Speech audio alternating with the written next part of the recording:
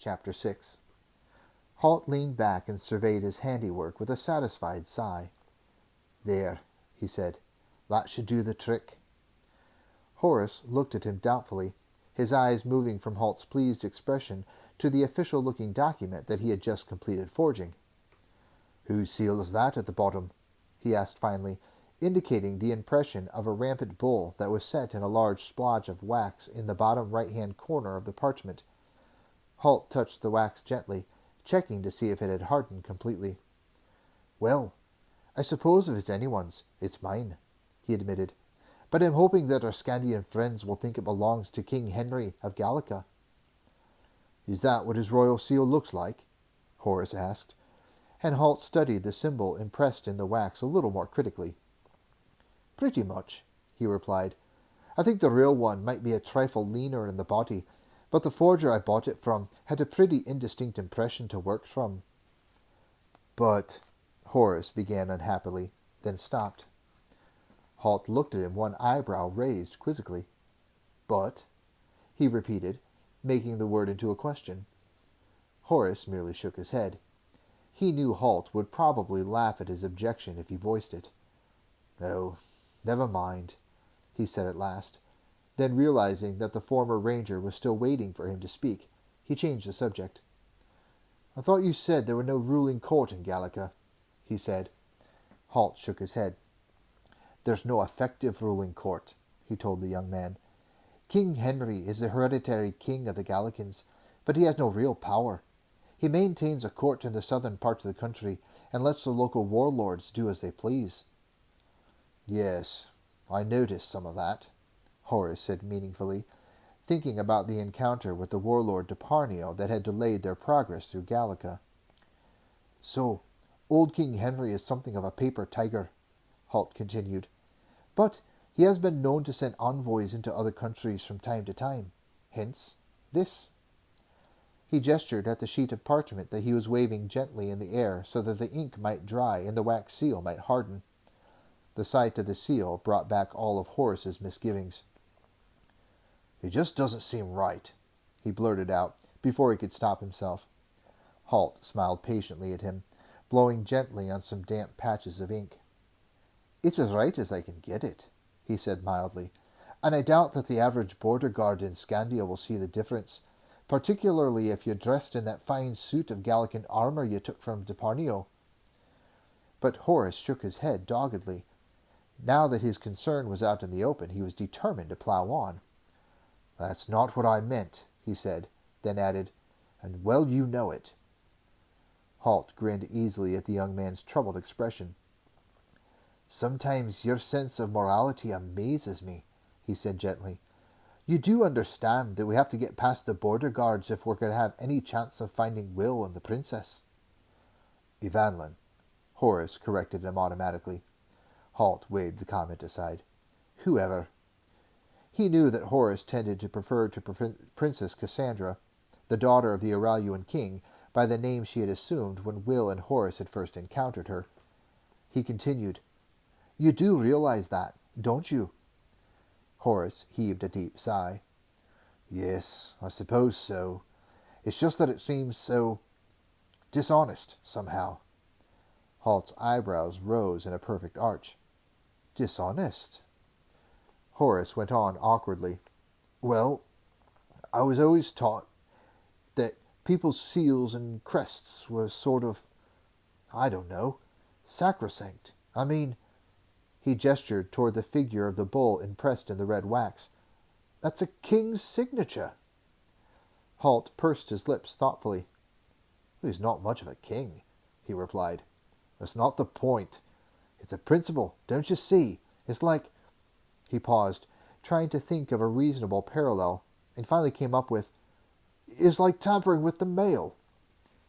In Araluan, the mail was a service controlled by the crown, and there were dire penalties prescribed to anyone who tried to interfere with it.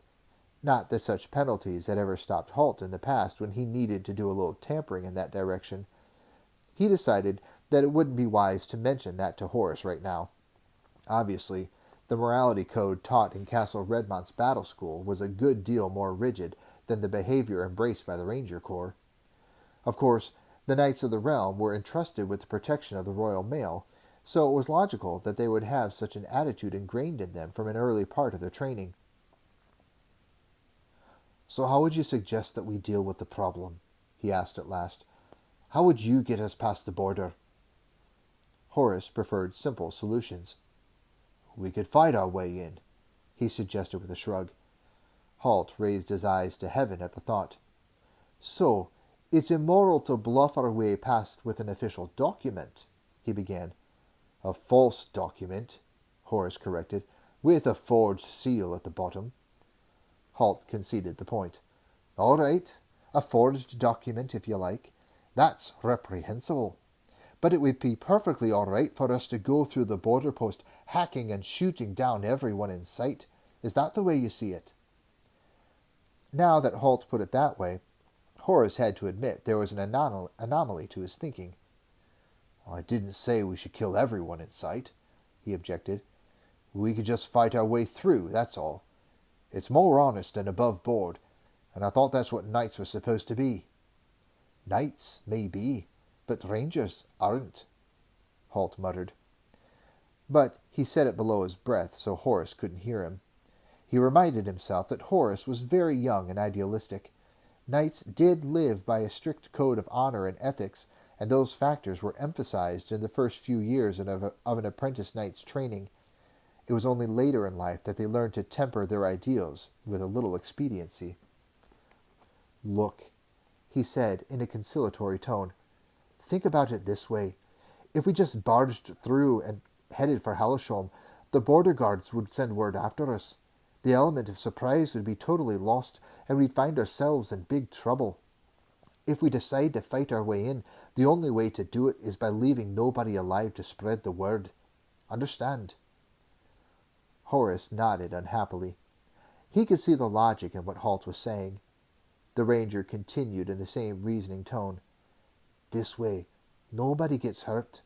You pose as an emissary from the Gallican court with a dispatch from King Henry. You wear the Parneo's black armour. It's obviously Gallican in style. And you can keep your nose stuck in the air and leave me to do the talking as your servant. That's the sort of behaviour they'd expect from a self-important Gallican noble. There's no reason for any word to be sent informing Ragnak that 2 outlanders have crossed the border. After all, we're supposed to be going to see him anyway." "And what's in the dispatch that I'm supposed to be taking?" Horace asked. Halt couldn't resist a grin. "Sorry, that's confidential. You don't expect me to breach the secrecy of the mail system, do you?" Horace gave him a pained look, and he relented. "All right. It's a simple business matter, actually. King Henry's negotiating for the hire of 3 wolf ships from the Skandians. That's all." Horace looked surprised. "Isn't that a little unusual?" he asked, and Halt shook his head. "Not a bit. Skandians are mercenaries. They're always hiring out to one side or another. We're just pretending that Henry wants to subcontract a few ships and crews for a raiding expedition against the Aridi." "The Aridi?" Horace said, frowning uncertainly. Halt shook his head in mock despair. "You know, it might be more useful if Rodney spent less time teaching you people ethics and a little more time on geography. The Aridi are the desert people to the south." He paused and saw that this made no impression on the young man. Horace continued to look at him with a blank expression. "On the other side of the constant sea?" he added, and now Horace showed signs of recognition. "Oh, them," he said dismissively. "Yes, them," Halt replied, mimicking the tone. "But I wouldn't expect you to think much about them. There are only millions of them." "But they never bother us, do they?" Horace said comfortably. Halt gave a short laugh. "Not so far," he agreed. "They just pray, and just pray that they don't decide to." Horace could sense that Halt was on the verge of delivering another lecture on international strategy and diplomacy. That sort of thing usually left Horace's head spinning after the first few minutes, while he tried to keep up with who was aligned with whom, and who was conspiring against their neighbours, and what they hoped to gain from it. He preferred Sir Rodney's type of lecture. Right, wrong, black, white, out swords, hack and bash. he thought it might be expedient to head off Halt's incipient harangue. The best way to do that, he had learned from experience, was to agree with him. "Well, I suppose you're right about the forgery," he admitted.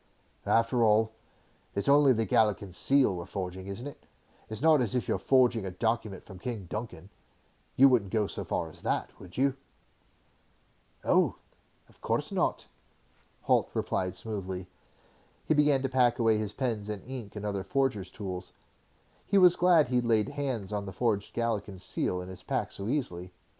It was as well that he hadn't had to tip them all out and risk Horace seeing the near-perfect copy of King Duncan's seal that he carried, among others. "Now, may I suggest that you climb into your elegant tin suit, and we'll go sweet-talk the Skandian border guards." Horace snorted indignantly and turned away, but another thought had occurred to Halt, something that had been on his mind for some time. "Horace," he began, and Horace turned back. The ranger's voice had lost its former light tone, and he sensed that Halt was about to say something important. "Yes, Halt?" "When we find Will, don't tell him about the unpleasantry between me and the king, all right?" Months ago, denied permission to leave Araluan in search of Will, Halt had devised a desperate plan. He had publicly insulted the king, and as a result was banished for a period of 1 year.